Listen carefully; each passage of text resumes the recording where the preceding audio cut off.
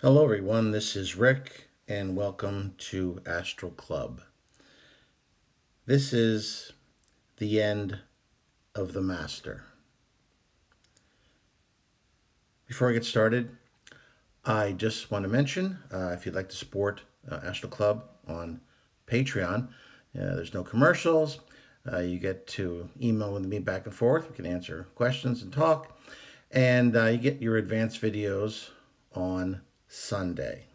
The link is in the description if you're interested. Next up, private lessons. If you'd like to learn to astral project, or you just like to increase the quality and the quantity of your current projections, I'd be glad to help you out. You'll see an email to get more information in the description. Next up, I just want to mention that if you're new and you're not familiar with my history with the Master, you should probably check out my history with the Master episode, and I'll leave a link in the description to that. It just kind of summarizes my entire history with him. I don't want to do that right here and now.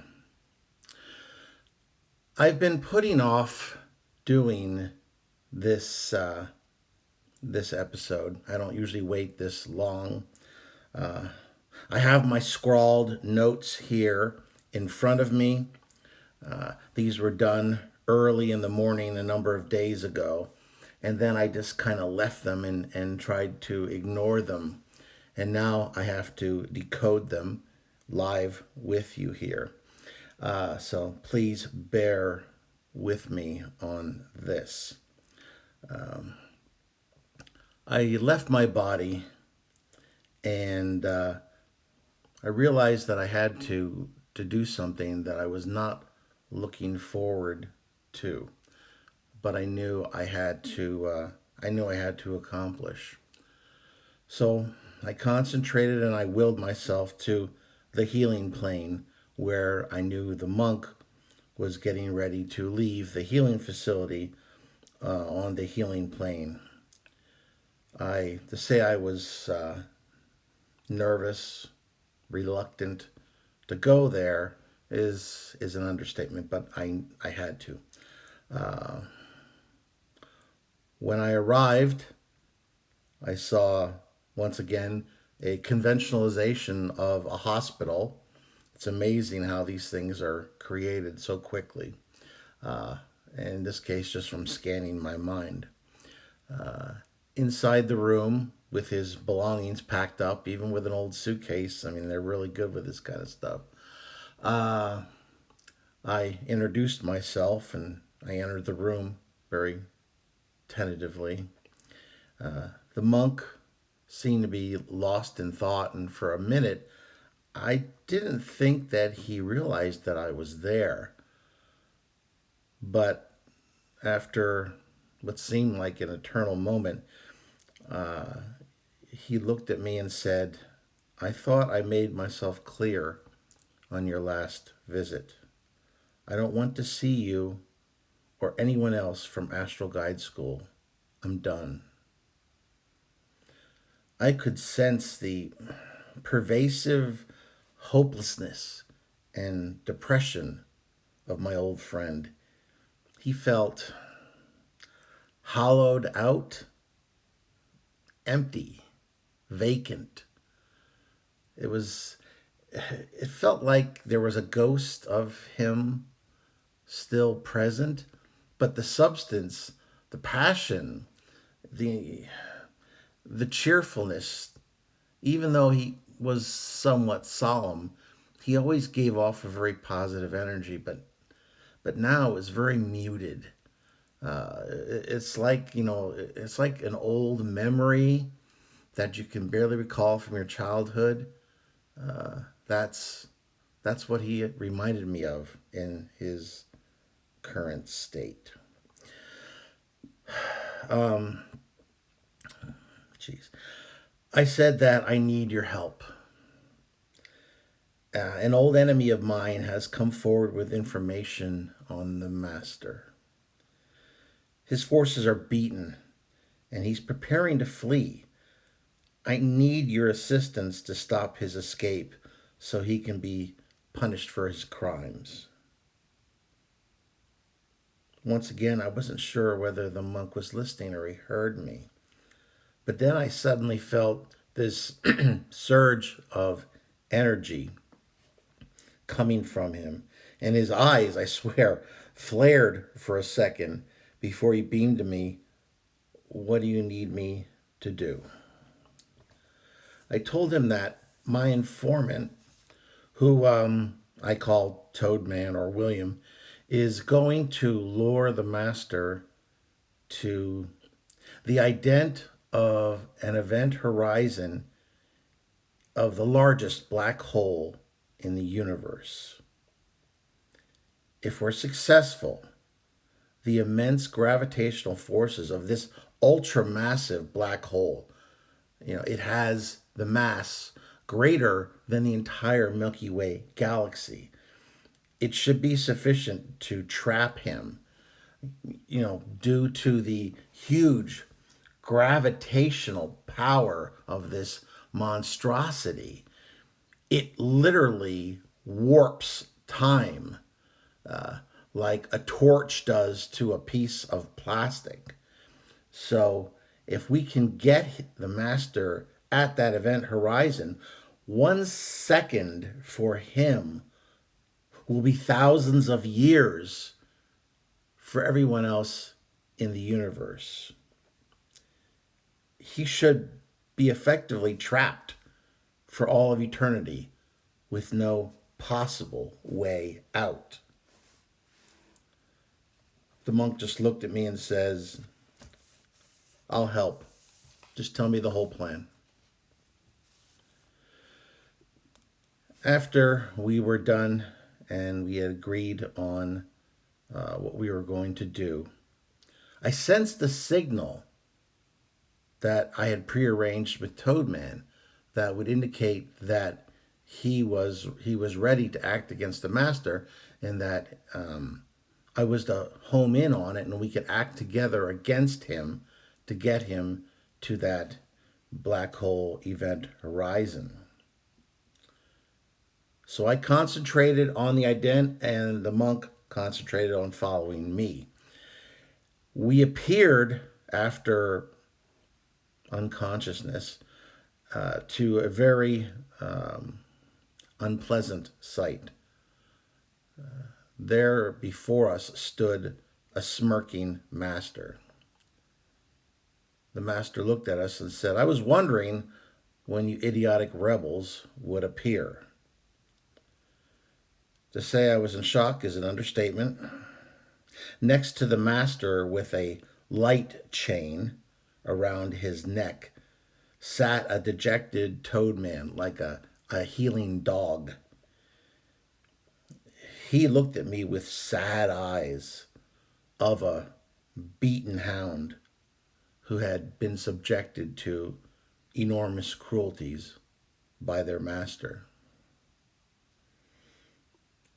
I demanded that the master release William or Toadman immediately. I said, "Look, you've lost. Just give it up." He seemed to think about that for a second, and then he very flippantly said, "I'd rather not. William here is nice company, and he's so easy to read." And as he said those words, just the dripping sarcasm that just flowed from his telepathic signal just made me feel dirty, unclean. I just pulled myself together and I said, "Look, you have nowhere to hide in the universe." He then replied, "Nowhere? I was thinking of visiting your plant friends just to say hello. After all, I think I owe them my full gratitude for saving you from my vicious punishment." At the mention of my friends the Havenites, even though I didn't have any blood in my astral body, it ran cold. Fear radiated through me, not for myself, but for my allies, the Havenites. These are peaceful, noble beings who would be unprepared for the evil that the master could bring upon them. I reacted. I said, "You don't even know where their planet is located." I tried to sound certain, but I believe that I betrayed a lack of confidence. I was afraid that I wasn't right on that count. The master replied, "Actually, I was able to track them down by following your ident path when you escaped from me at the Galactic Peace Conference." I'm thinking their planet could do with some weeding. And that last bit there, he just displayed anger and viciousness, hatred, and I could just feel the sense of vengeance just rolling off him, uh, like rain is shed by a waterproof fabric. I didn't know what to do. My plan was in ruins. That was clear at this point. And I just stood there in stunned silence for what seemed like forever, but it couldn't have been more than a few seconds. In that time, in a blur of movement, the monk teleported to the master and threw his arms around him. In an instant, the monk, the master, and Toadman disappeared. I reacted. I just said, "No." But it was too late. They were gone. Before they left, the monk actually locked eyes with me and gave me this grim smile. It just, I got so much from that smile. Resignation, relief from pain, a sense of fate. Like this had to be. There was no other way. Everything happened so quickly. Once again, it seemed like forever before the next thought came to me, and I figured they had to be headed towards the black hole event horizon. But my plan was in ruins. There was no way now to trick the master into doing that by giving him a false ident. I didn't know what was going to happen, or what exactly the monk was trying to do. So I concentrated, tried to calm myself down, and I concentrated on the ident of that ton 618 ultramassive black hole, 18 billion light years away, and just willed myself to return to the spot that I had visited previously, where I was able to see this galactic size black hole just outside its gravity well. In other words, in a safe place. As I willed myself, of course, I lost consciousness. And when I regained consciousness, I was in that exact spot, as far as I know, that I had previously willed myself to. And once again, filling my entire horizon was this black behemoth, this monstrous, light sucking hole in the universe that just seemed to consume everything, light and possibly the very souls of the universe. It had, once again, this enormous halo of flaming plasma swirling around it. If I wasn't in such a serious situation, I would have been extremely tempted just once again to stand there, hovering in space, absorbing the hellish beauty of this wonder of the universe and God of destruction all at the same time. It it reminds me of some of the old pagan gods, like Athena, where they have a dual nature. They have wisdom, but also they are goddesses or gods of war.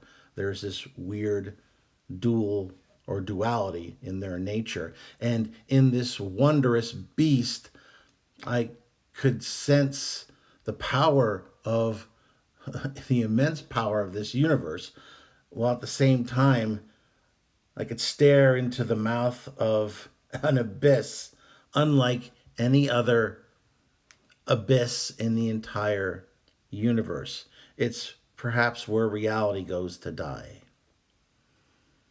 At any rate, I scanned the black hole looking for anything that I could see of the master toadman and the monk. Eventually, as I concentrated, I was able to see these three figures, and I zoned in on them with my astral vision. They were now glowing a blood red, which reminded me when I used to read history books, especially in World War One, after an extremely bloody and vicious battle where tens of thousands of men fell in pain and agony, hopeless. They would sometimes report at night that there was this eerie red glow over the battlefield, as if the demons of the abysmal plane were feasting on the poor souls that had expired on this cruel battleground. But they were only there for a short period of time and they vanished from my sight. There was nothing I could do. All I could do was stare at this ravenous black celestial void as it imprisoned the master, Toadman, and my friend the monk for all time. For them, time would virtually stand still in this prison of prisons, while ages would pass like dreams for the rest of the universe. I hovered there, dejected. I've noticed that, and I don't want to get maudlin here, but I've noticed that in my life, whenever there was a victory, there was always a counterbalancing loss.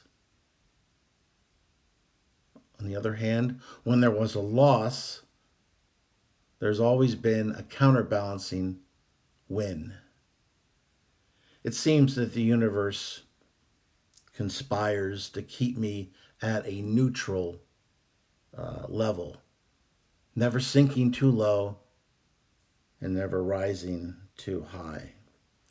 And certainly this is an example of that observation. Goodbye, my friend, was all I could think of to say.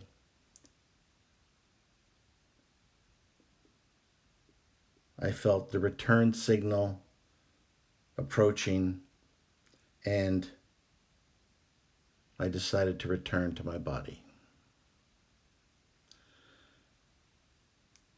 Has been a very emotional recounting for me. You know, I think the reason I've been putting this off is I knew it would force me to relive all this again. Well, if you thought that this was a good, I don't know, episode, please hit the like button, share it with those of like minds, subscribe if you haven't already. If you have, just hit that bell. I'll be very interested in any questions or comments that you have. This is Rick, and as always, I will see you on the astral plane.